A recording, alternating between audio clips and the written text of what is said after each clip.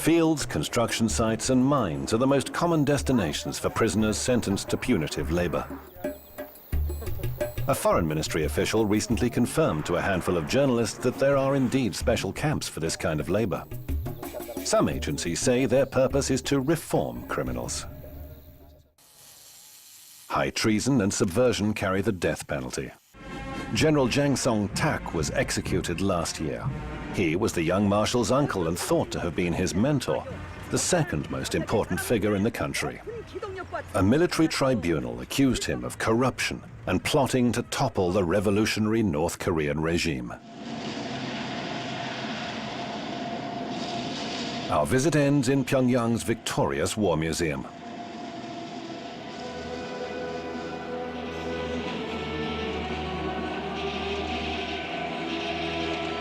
Special effects and music portray the exploits of the People's Army in their struggle against their southern neighbor and the United States.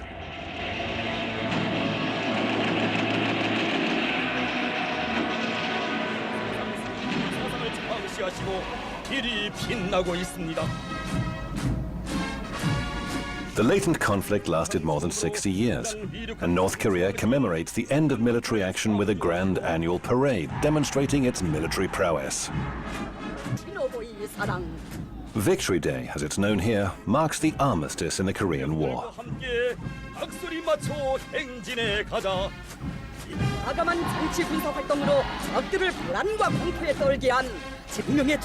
Last year saw the 70th anniversary parade where, as well as missiles, tanks and troops, for the first time ever, Kim Jong-un used the occasion to demonstrate to the world that North Korea had successfully produced its own drones.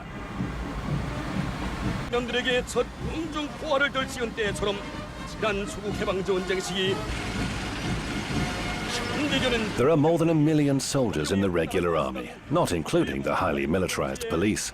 More than 15% of GDP is spent on the military.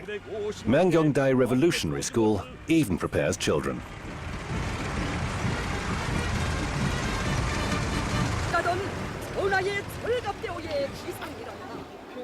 For the regime, the army is a source of inspiration and, above all, order, defining the precise military way in which society is organized, a society on constant full combat alert. This is a country based on military ideology. Absolutely everything is literally imbued with combative spirit. A metro system more than 100 meters deep was constructed in the 1970s with help from the USSR and China. This underground space would serve as a refuge in the event of a nuclear attack. A gigantic sculpture graces the southern exit from Pyongyang, where two women symbolized Korean reunification. On official maps, North and South are marked as a single country called the Korean People's Democratic Republic. Just 3 hours' drive along a rundown but wide, spectacularly clean and practically empty road takes you from Pyongyang to the border. This highway with limited access could also be used for military maneuvers. From time to time you encounter army checkpoints where filming is strictly forbidden. Locals wait patiently in line to show their permits to pass through the barrier.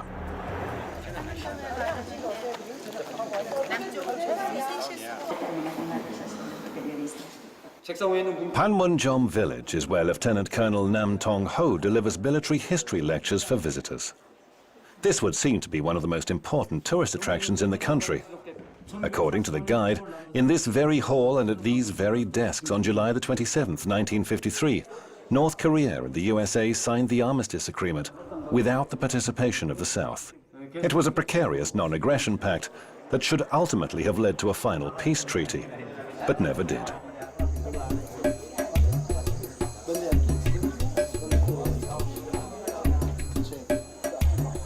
There are no South Korean soldiers to be seen along the clearly marked military border today.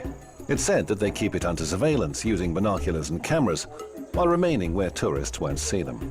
Technically, a state of war still exists between the parties, following the conflict that resulted in millions of casualties and ravaged the peninsula.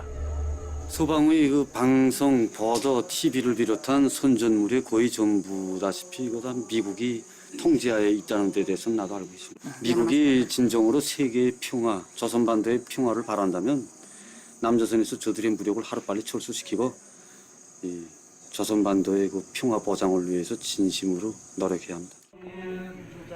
Several meters away, a group of American Christians, some of South Korean descent, pray for reunification. There are now huge differences between the two sides: historic, economic, and cultural. Even the language has begun to differ. But families living on opposite sides of this divide still try to preserve ties between close relatives torn apart by war. It's a painful issue that's often used as a bargaining chip in talks between Pyongyang and Seoul. Dozens of people from the south, all selected by drawing lots, came to the mountains in Kumpang region in North Korea's east coast in search of brothers and sisters, nephews, and even children they were never given the opportunity to know. After several years, in February, family members separated by war are granted just 3 days to see each other. For many, it's their last chance.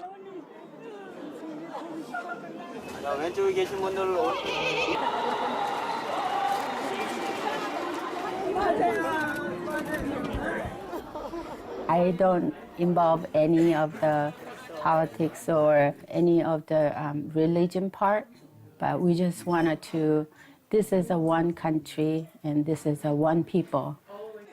On her second trip to the country in 8 years, Mrs. Lee met us in Kaesong, the next stop after our trip to the border. First trip was very sad. It was really dark, no lights. You know, during the mealtime, lights go off like 5-6 times. And there are no smiles from people's face. But now I think it's economically changing, but I think some kind of life is coming back. The differences between Kaesong and Pyongyang are striking. This city is one of the few examples of direct economic cooperation between North and South. The only joint industrial complex is based here. It encompasses over 100 South Korean companies, employing 53,000 North Koreans. Colonel Kim Chang-yun comes with us to the so-called Demilitarized Zone, which ironically is one of the most heavily armed areas in the world. 그것은 조선 반도를 북과 둘로 갈라놓아 우리 민이 영원히 통일을 하지 못하게 하려는 미국과 남조선 당국자들의 그릇된 정책에서 빚어진 산비하에. He's talking about the wall erected on the South Korean side. It was completed in 1979, and Washington and Seoul deny its existence, though they do acknowledge there are certain anti-tank facilities in place.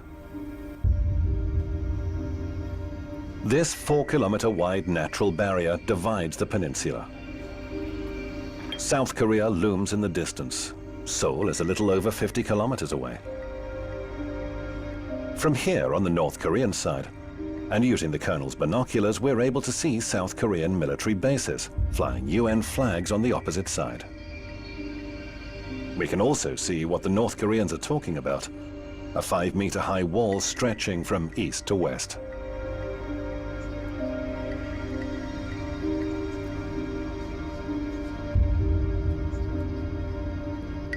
장벽을 건설한 목적은 우리를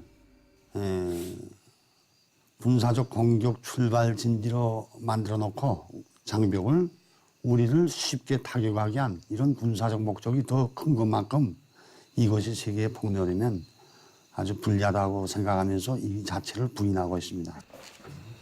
Chang-yong can take pride in just how much trust the marshal vests in him, keeping him posted on the main border and in his 40 years of continued service in the People's Army.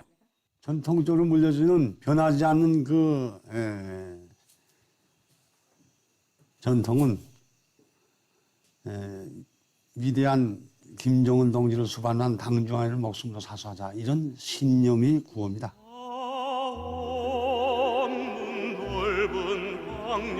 Revolutionary policy in the DPRK is based on the principles of Songgon, meaning military first, a philosophy that reached its heyday during Kim Jong-il's reign that lasted more than 20 years. The more time passes, the more complex and controversial the concept becomes. A 170-meter tower keeps this fire burning at the monument to Juche.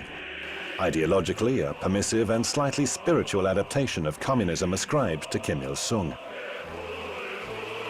It promotes national and personal self-reliance, or rather, reliance on the masses who are dubbed the masters of revolution and national development.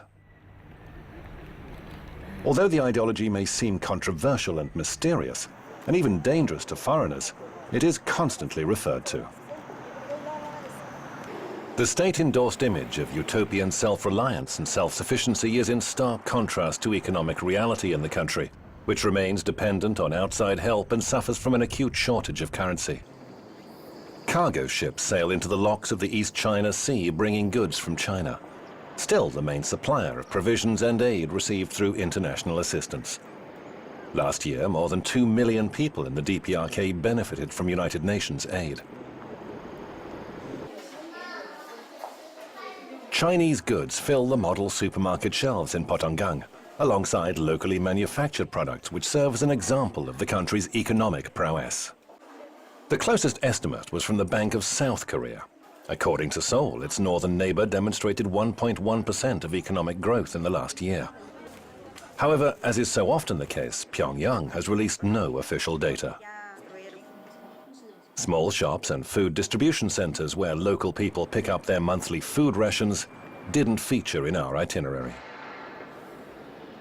We were also warned not to film construction sites, and especially construction workers, many of whom are servicemen.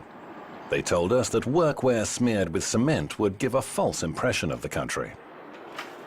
However, we were allowed to film from afar this footage of the Teachers' Tower in the capital, along with the construction of a new terminal building and tarmac at the airport, renovation of the May the 1st football stadium, and construction of the 5-star Rugyong Hotel, housed in the tallest building in Pyongyang, which is still underway after 27 years of work.